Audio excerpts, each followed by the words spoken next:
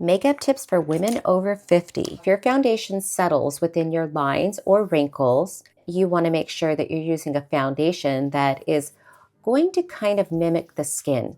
I'm using this foundation that gives a dewy look. It's more like a serum foundation, and I blend it in with my fingers. It looks more natural, more polished. Buffing out the foundation with a foundation brush really does give that beautiful soft look to your foundation. If you have dark areas around the eyes like I do, and then dark areas around the mouth like dark spots, use a concealer that's actually going to help correct the color. So this is the YSL concealer. It's a color corrector. It's in peach, and it really works against the dark spots and dark areas of my face. This is a flat concealing brush, and just kind of like pack in the color to get the best coverage.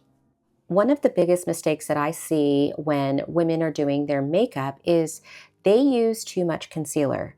Apply it to the back of your hand and then press with your fingers onto the skin. Use a brush to blend it out, and that'll give you a nice natural look. You can build the coverage from there, but you don't want to over conceal. Here's another makeup tip. If you want to brighten your eye area, go with one shade lighter for your concealer, so that way you can give a brightening and coverage at the same time. Translucent powder that's loose. I'm using a brush that is really tiny compared to some of the big powdery brushes, and I'm just going to set in that area where I place the concealer. So when I was a makeup artist, clients would come in and ask me for a new rouge. Rouge, if you don't know, is a blush, and it was generally a cream blush, and then there were powder blushes. So right here, we're doing a liquid blush, which is a little bit more modern.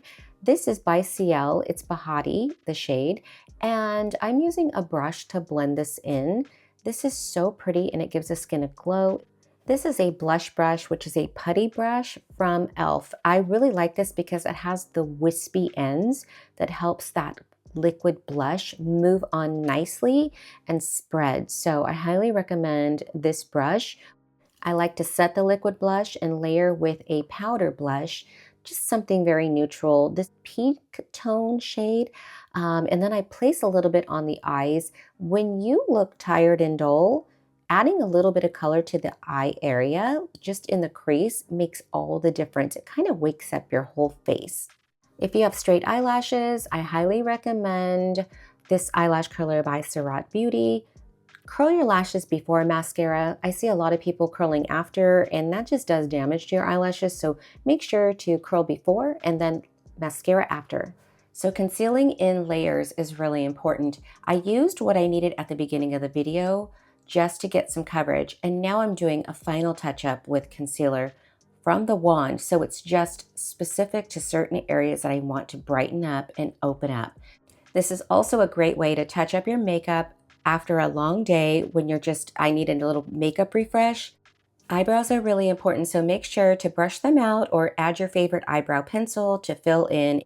This mascara is one of the most amazing mascaras. It's the Kill Lash by Clio. It helps hold my curl. And there's an easy makeup look that you can do at home, whether this is for going out, you're gonna go to the gym or to the store.